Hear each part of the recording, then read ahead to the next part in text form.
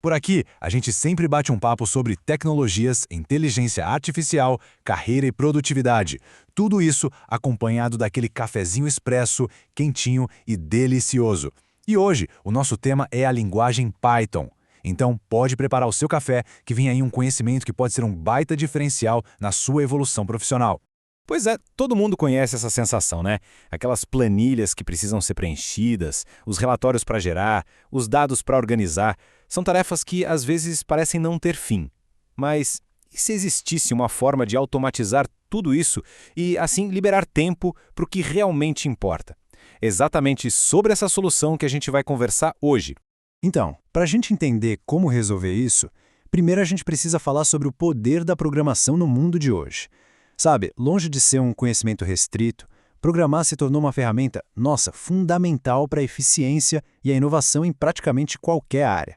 É isso mesmo. A capacidade de escrever um código simples para resolver um problema já não é mais exclusividade de quem trabalha com TI. Profissionais de todas as áreas estão descobrindo que saber programar é quase como ter um superpoder para otimizar rotinas, analisar volumes gigantes de informação e, no fim das contas, tomar decisões muito mais inteligentes. E olha, essa citação aqui resume tudo de uma forma perfeita. O ponto principal é que programar dá pra gente um método, uma forma mais estruturada de pensar para resolver problemas. É sobre conseguir transformar um desafio que parece super complexo em uma série de passinhos lógicos que uma máquina pode executar para nós. E se a programação é esse superpoder, a linguagem Python é, com certeza, uma das ferramentas mais acessíveis para a gente começar. Vamos conhecer um pouquinho da história por trás dessa linguagem que, literalmente, conquistou o mundo da tecnologia.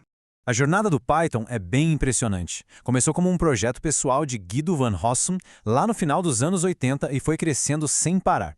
Em 2000, o Python 2.0 trouxe recursos importantíssimos, como o tal do coletor de lixo, que basicamente ajuda a gerenciar a memória do computador sozinho. Isso facilita demais a vida de quem programa. Já em 2008, o Python 3.0 foi uma reformulação bem corajosa que modernizou a linguagem e preparou o terreno para as demandas do futuro, como inteligência artificial e ciência de dados, que são tão gigantes hoje em dia.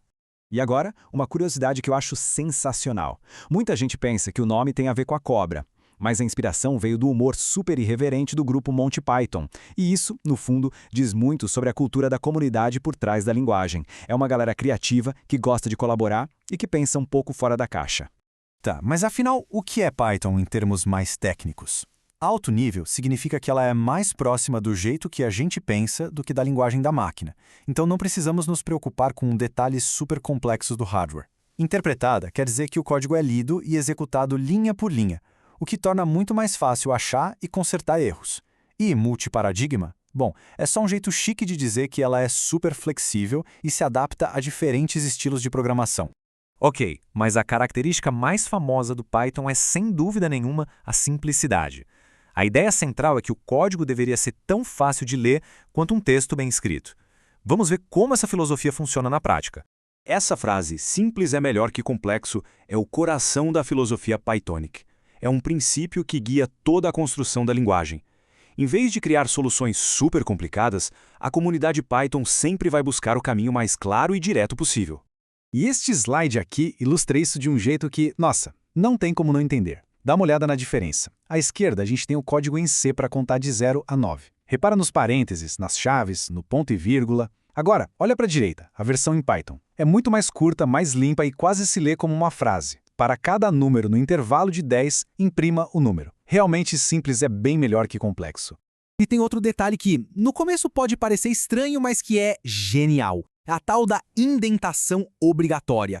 Em vez de usar chaves ou outros símbolos para agrupar os comandos, como em muitas outras linguagens, o Python usa o próprio espaçamento. Pode parecer algo pequeno, mas isso força todo mundo a escrever um código que é visualmente organizado, o que diminui muito os erros e facilita demais o trabalho em equipe.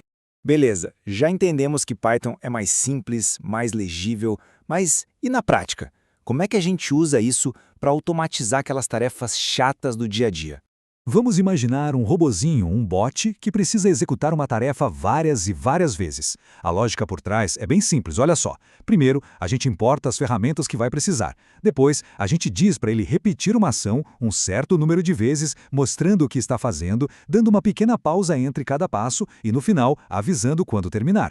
E aqui vem a mágica. O código para criar esse bot é exatamente este. A primeira linha, import time, é o passo 1. O for i in range 5 cria a repetição de 5 vezes. O print mostra o status e o time.sleep1 faz a pausa de 1 segundo. É limpo, é legível e funciona. Agora imagina aplicar essa mesma lógica para renomear centenas de arquivos, extrair dados de planilhas ou até baixar informações de um site, tudo de forma automática. Mas olha, dominar uma ferramenta como essa não é só sobre economizar umas horinhas no dia, é sobre abrir um leque de novas oportunidades na carreira, de verdade. Vamos ver até onde o conhecimento em Python pode levar.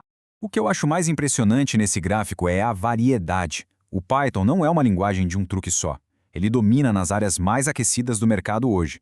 Análise de dados, inteligência artificial, desenvolvimento web. Isso mostra que aprender Python é um investimento com um retorno que pode vir de várias frentes diferentes. E por que o Python é tão forte nessas áreas?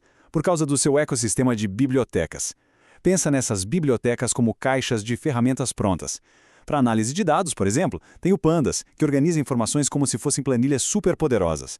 Para inteligência artificial, tem o TensorFlow, que ajuda a criar cérebros digitais. Para sites, Django e Flask. É como se fossem os alicerces de uma construção. Ninguém precisa reinventar a roda, porque a comunidade global já construiu as ferramentas mais incríveis para a gente usar. Bom, e com tudo isso, a gente chega naquela reflexão final. Agora que a gente viu o poder, a simplicidade e a versatilidade do Python, a pergunta que fica é: qual o problema do dia a dia, qual ideia que está guardada na gaveta pode ser transformada em uma solução de verdade com essa ferramenta?